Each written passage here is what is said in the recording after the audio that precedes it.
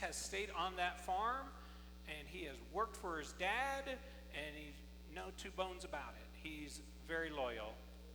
And lastly, what we know about the eldest son is apparently he likes to eat goat. All right, so in families, sibling position matters. And again, through this week and for the 4 weeks following, I'm speaking in generalities. That typically an eldest child, and in this case it's also an eldest son, denotes certain things that tend to happen in families with those in this position. So those of you who are male who raised your hand that you're the oldest, listen up. Let's see how many of these generalities are applicable, right? All right, so oldest children tend to be more responsible and less playful.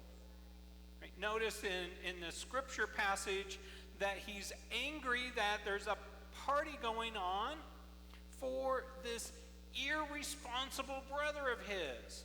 He squandered his dad's money.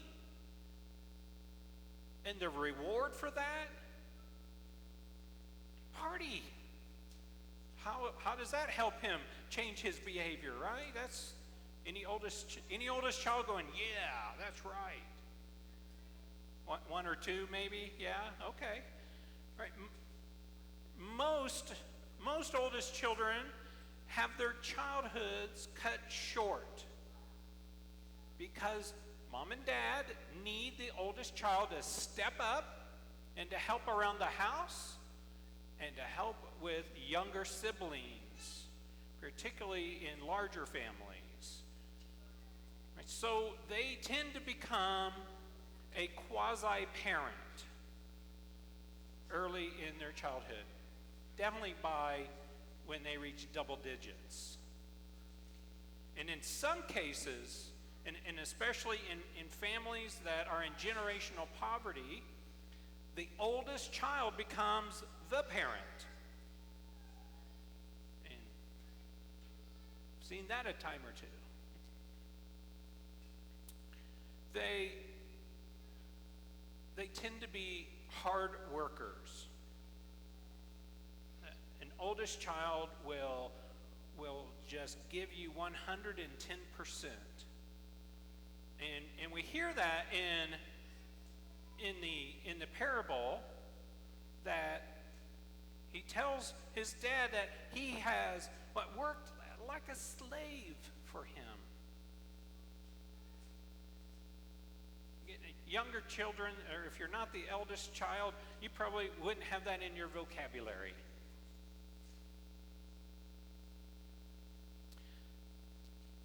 If there is a bully in your family, it's typically the oldest child.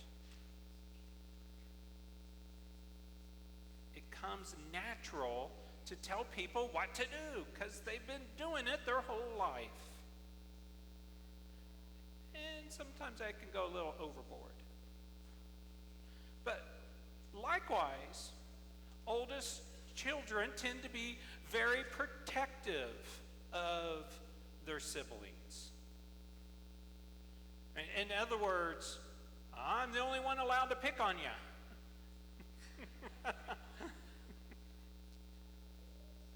Any oldest child say, oh yeah, preach it. Now you have permission, right? So you better watch Jensen, okay? Oldest children, regardless of their gender, tend to associate more closely with their father than with their mother. So it doesn't matter if your oldest child is a female, they're still daddy's girl. And my example of this is Stephanie's, Abby's oldest, is the oldest and female. And when any little hint of a criticism about her father would come up in our conversations, unintentional, or maybe even not even, we're not even talking about that, but her ears, her radar is on that, immediately would run to his defense. Immediately. Matthew, but he's not the oldest child, so he doesn't have that same emotional tie to dad. So notice in the scripture how this plays out, that the father comes outside the house. He leaves the youngest son, leaves the party that he's throwing for the youngest son to go out to the oldest child. Please come inside. Would you, son? I want you to come inside. And all his coaxing, well, we don't really know. The parable ends before we know whether or not the eldest son comes in. But the act of the father leaving that youngest son to go outside to the elder son and the oldest son is important. I mean, it's just natural that that's what's going to happen. It's doubtful that if the roles were flipped to where the youngest son was outside and the elder son was inside, probably having a much more subdued party. Probably a game of bridge. Yeah. That it's doubtful the father would have left to come outside to coax the younger son in. It's just not what we do. Eldest children are typically more interested in family lineage and bloodlines and their inheritance. If someone in your family does family tree work, and the Ancestry.com or any of those, it's probably the oldest child. They're more interested in that. And traditionally, the eldest son was how the bloodline went, right? Ask Prince Charles about bloodlines. So it's important that the father reassures the son that everything that he has is his. Right? For most of us, if you're not an eldest child, that probably doesn't mean very much to you. That in their conversation, the dad comes out, right, and says, son, everything I have is yours. Well, that's reassuring to that eldest child. For somebody like me, who's a third, I don't mean anything. So, what exactly was the eldest child worried about in terms of inheritance? Right? Because it seems like the context of this parable is about inheritance. So in the laws of Jesus' time, and for many centuries following, when both parents died, then their land, their possessions, their debts were all divided up among the sons. Sorry, ladies, you're not included in sharing in your parents' possessions or debts. And what takes the place of that for females is your wedding dowry. So in essence, you're getting your inheritance by getting out of the family. In some families, that'd be the blessing, right? But one of the major differences from today we tend to equalize everything, but not so in the time of Jesus. So I try to create an easy visual here.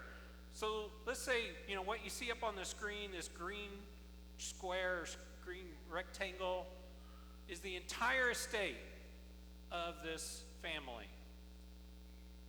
So if there were 4 sons, they would divide this into fifths. And the eldest son would get two portions of it. So in our case, the eldest son got 2/3 of the dad's lands and possessions, 2/3 of his estate. And the youngest son then got 1/3 of the estate. Hopefully that makes sense. And just like today, you can't probate or execute a will in part. It's either probated or not. It's executed or not. So essentially, when the youngest son makes the irresponsible request to get his inheritance now, the dad has to also then give ownership of the 2/3 that's not to the youngest son, his estate as well. So it affects, that decision affects not just the youngest, but both of the sons. So in essence, the father would become the opposite of a Bernie bro.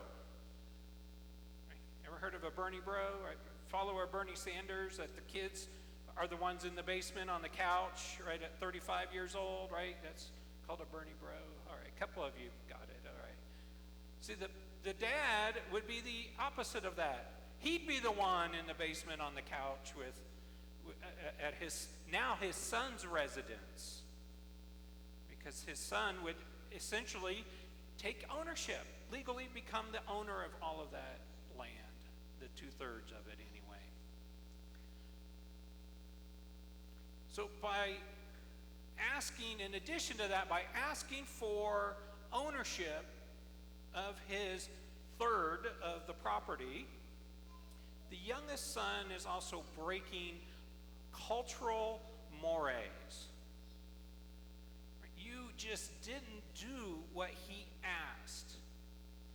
And so by Jesus opening up the parable with this request, would have just been a jaw dropper. Who does this? No one does this. That family would be ostracized socially. And in the days before the internet and online gaming communities or even bridge clubs, this would have been just total and complete humiliation. Yet he does it. So I'll explain why when we get to the sermon on the dad, but because he's got his own troubles. But the dad would have secured a lesser position for his family for generations to come, as we talked about last week with generation to generational stuff. So when the youngest son returns home, that's when we encounter, he has an older brother.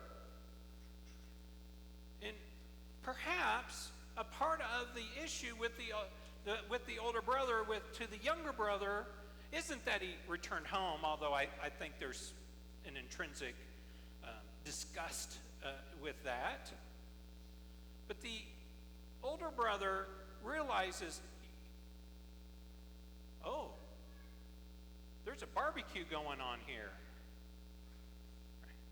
The grill is hot. That's a nice smell. He realizes, no one asked me if they could slaughter my fatted calf, because now that herd is mine. Wow. It is a power play by the dad to keep his former position in relation to the eldest son. Thus, when he talks to him, he says, "This son of yours." Right? He is totally disowning. He is not my brother. He is your son. Sounds like every family, right? When the kid gets in trouble, that's yours. See, the more things change. And the father, in his retort to the son, make sure he uses that same language in verse 32, right? This brother of yours. It's like, you ain't going there with me. I am still your dad. And although everything I have is yours, I am still your dad, and I did not give that part up. And he is still your brother no matter what. Scholars and sermons on this parable tend to work towards grace as the issue involved in this family, and it certainly is. It's certainly there. But if we ignore what the parable says about the oldest brother, then our examination is incomplete. So for me, one of the themes of this parable is to ask the question, how is each character lost and found? Luke chapter 15 has 3 stories in it, 3 parables that make up that entire chapter, which is the middle of his gospel. The story of the lost coin, the story of the lost sheep, and the story of the lost son. All are found. All are found. And it leads to celebrations in all 3 cases. The first 2 stories that are told on the coin and the sheep are rather small. Just a couple of verses each. This is the longest story that Jesus tells in any of the 4 Gospels. And I think it's as simple as what is the most important for Jesus is that the lost people are found. In one way, you can say that's the mission of his coming to earth in his incarnation, is to find the lost and make them found. To find the invisible and make them visible. So what is lost in this eldest son? Well, the older brother is lost in his world of certainty. He's lost in his world that is unmerciful and unforgiving. It's a hard world to be lost in. But that's where he's at. The way in which he talks to his father at the end of the parable is just as, if not more so, disrespectful socially than what the youngest brother did at the beginning by asking for his inheritance. And you do not talk back to your elders. Something that may be lost in today's world, but certainly has been a code, a social code, throughout most of my life anyway. So typically when I reread the passage or scripture, I put it up on the slides for you to follow. But here's what I want you to do. I want you to just close your eyes. And Wayne did a great job of reading the way in which I needed him to read it, and I didn't even have to ask him to read it that way. So thank you, Wayne. Because we tend to do this very monotone. The oldest brother was working in the fields, right? That's the way we read it. But listen to it with emotion attached to what the oldest brother says, right? He answered his father, "Listen, for all these years I've been working like a slave for you, and I have never disobeyed your command. Yet you have never given me even a a young goat so that I might celebrate with my friends. But when this son of yours came back, who devoured your property with prostitutes, you killed the fatted calf for him? Do you feel a little difference in that? You feel the anger, the hate, right? The judgment of him, right? If you look in the text within the scripture, there are exclamation points all over the place in this speech. And yet we tend to read it. Right? I have been faithful to you all these years, right? But it's okay. He has some very charged words for his dad. Now, I know what my dad would do if I did that to him. My mouth would hurt really bad. If not more than that, right? Anybody else's dad might do that, right? Okay. Right. So he really doesn't like his way, he doesn't like it that his wayward brother is being rewarded for bad behavior. So in other words, he's acting like an oldest child. Simply put, it is who he is. That's what oldest children do, is they live in a more black and white world than younger children. And his brother was wrong, and wrong is wrong. End of story. You know, if any two people have a child, you have an oldest child. Simply put. Some are just only children, but some are not. Some have younger siblings after. The world is filled with oldest children, as you notice with the hands in the air at the beginning of the message. That what about half here are oldest children. There are more oldest children than any other position sibling-wise. Just makes sense that way, right?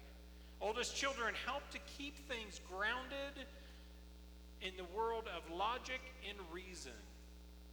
Oldest children like rules and typically follow them, especially if it benefits them.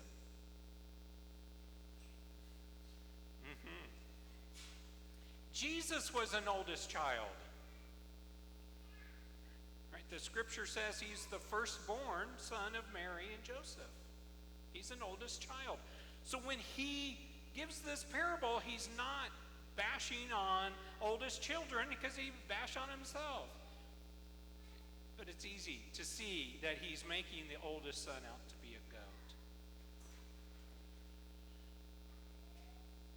While the youngest brother has his own issues, as we'll see next week as we look at this parable from his lens, the oldest brother has his own sins to tackle.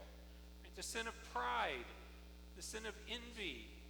And there's definitely jealousy and perhaps even greed. He judges the behaviors of his father and younger brother through his lens as an oldest child. Now, Jesus leaves us hanging, essentially, on whether or not the oldest brother is found. It's easy to see where he's lost, but we don't get to see if he's found.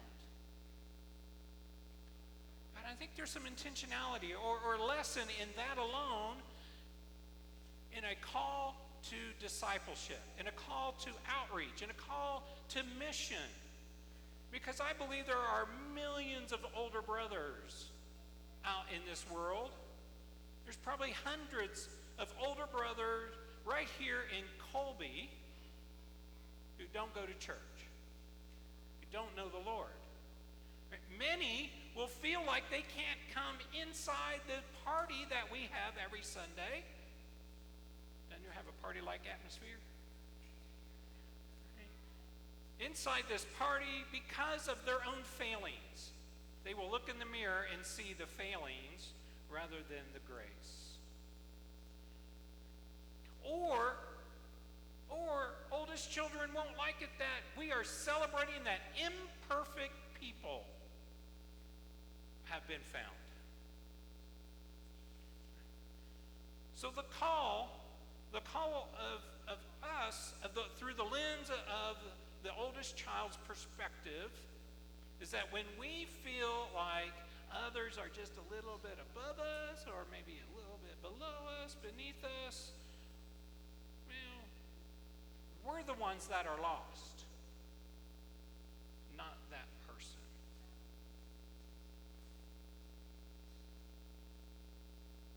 And those oldest children need that grace that this parable is really all about. What a release that would be for this older brother, the oldest brother, to be able to feel grace in his life.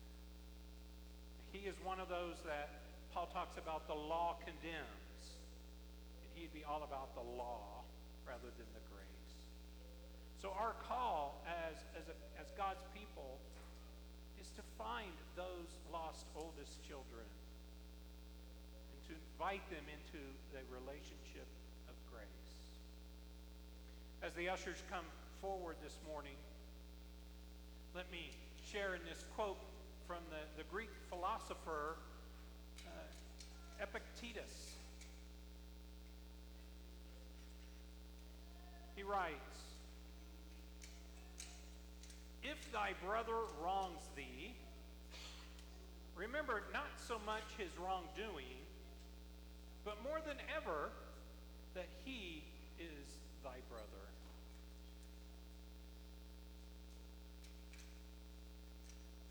Let's pray. God, as we come forward now to offer ourselves and a portion of the blessing to which you have given us for the ministries of this church, may we be insightful in finding the lost, the imperfect, and to introduce them to you through us. So may what we receive this morning be used wisely to steward our ministries and to help us to reflect Christ in this community. May also all of the things with which we do throughout our week, through the use of our time and our talents, our skills, and our abilities, also be an offering to you. All this in Jesus' name, amen.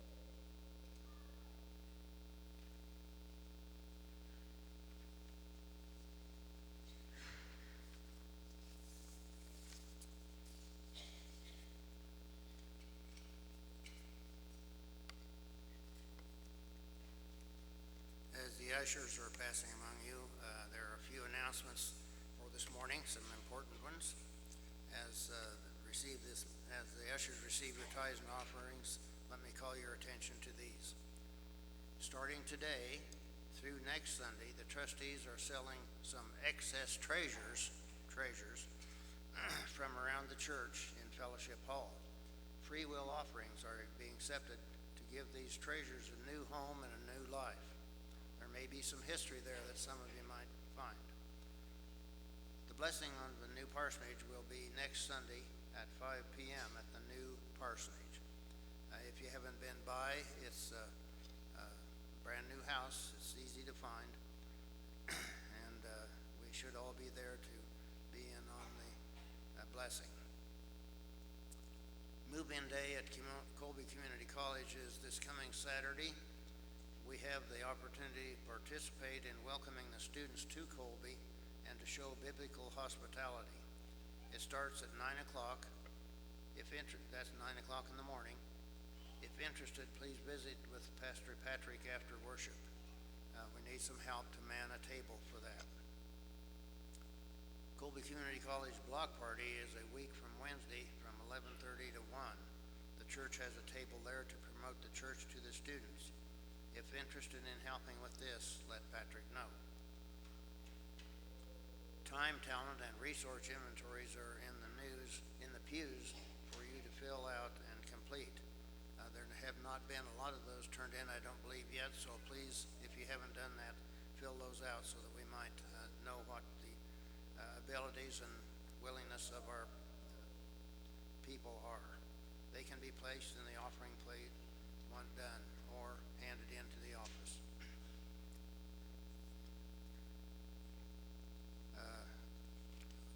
You're here to speak, come on up.